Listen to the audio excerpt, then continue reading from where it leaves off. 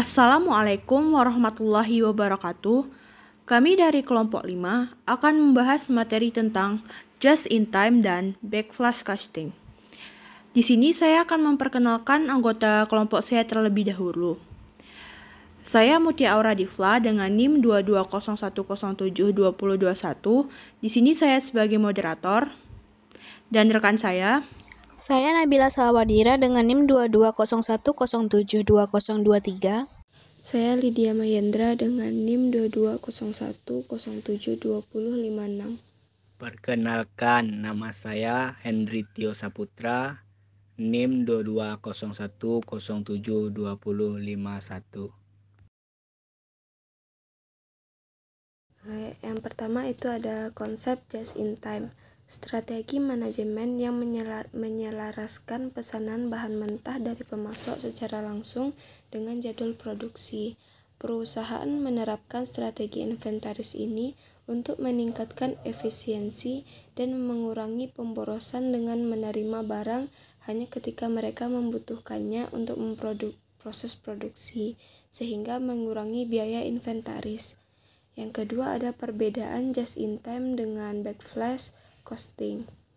Just in time dan metode tradisional memiliki beberapa perbedaan utama dalam pendekatan mereka terhadap manajemen stok dan produksi. Yang pertama, JIT berfokus pada meminimalkan stok dengan melakukan produksi sesuai permintaan, sehingga mengurangi biaya penyimpanan dan pemborosan. Sementara metode tradisional cenderung memiliki stok yang lebih besar untuk mengantisipasi permintaan yang dapat mengakibatkan biaya penyimpanan yang tinggi. B. Just in time juga memprioritaskan efisiensi dalam proses produksi dengan meminimalkan waktu tunggu dan memaksimalkan penggunaan sumber daya. Sedangkan metode tradisional mungkin cenderung memiliki lebih banyak waktu tunggu dan lebih sedikit fleksibilitas dalam produksi. 3. Konsep backflash costing diterapkan pada perusahaan yang telah mengaplikasikan konsep just in time untuk persediaannya. Backflash costing adalah sistem yang mengurangi jumlah kejadian yang diukur dan dicatat dalam akuntansi. Ciri-cirinya, yang pertama, akun persediaan tidak disesuaikan selama periode akuntansi untuk mengetahui biaya produksi, tetapi saldo akan dikoreksi pada akhir periode. 2. Tidak ada catatan yang detail tentang unit barang dalam proses. Ketiga, tidak ada persediaan produk jadi, karena produk jadi langsung terjual. 4. Bahan baku sampai di perusahaan pada saat akan diproses saja, dalam jumlah yang sesuai dengan kebutuhan. Lalu, tidak ada persediaan produk jadi.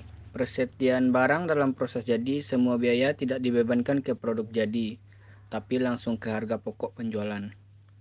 Karena hasil produksi pasti terjual semuanya. Jadi untuk menghitung biaya-biaya maka dilakukan perhitungan mundur atau flashback. Keempat, hubungan JIT dengan backflash costing. Backflash diterapkan pada perusahaan yang telah menerapkan konsep JIT untuk persediaannya. Sasaran persediaan JIT adalah meminimalkan persediaan bahan baku, barang dalam proses dan barang jadi. Bahkan jika memungkinkan persediaannya nol atau zero inventory. Yang kelima, analogi dasar dari akuntansi keuangan.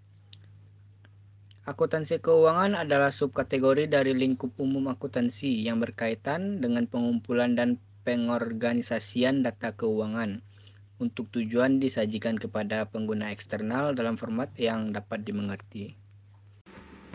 Selanjutnya, tujuan inti akuntansi keuangan adalah untuk memberi informasi keuangan yang diperlukan kepada pihak atau orang di luar perusahaan atau lebih khusus lagi kepada pengguna eksternal.